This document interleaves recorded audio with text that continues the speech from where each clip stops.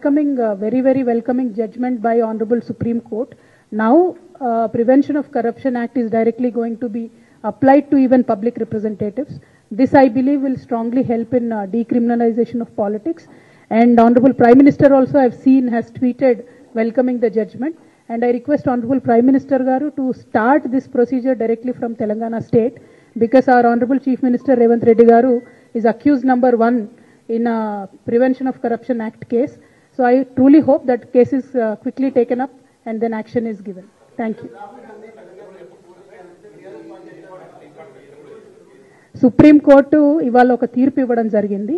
ఆ తీర్పు ఏంటంటే, ఏదైతే ప్రివెన్షన్ ఆఫ్ కరప్షన్ యాక్ట్ ఉంటుందో అది ప్రజాప్రతినిధులకు వర్తిస్తుందా వర్తించదా అనేటటువంటి అంశం మీద ప్రజాప్రతినిధులకు కూడా ఇది వర్తిస్తుంది అని చెప్పి సుప్రీంకోర్టు తీర్పు ఇచ్చింది. దాన్ని ప్రధానమంత్రి గారు ఇందాకనే ట్విట్టర్లో స్వాగతించినారు. ప్రధానమంత్రి గారు స్వాగతించినటువంటి అంశాన్ని మేము కూడా స్వాగతిస్తూ, మరి ఈ రాష్ట్రంలో గౌరవ ముఖ్యమంత్రి రేవంత్ రెడ్డి గారు అక్యూజ్డ్ నంబర్ 1గా ఉన్నారు ఓట్ ఫర్ నోట్ కేసులో.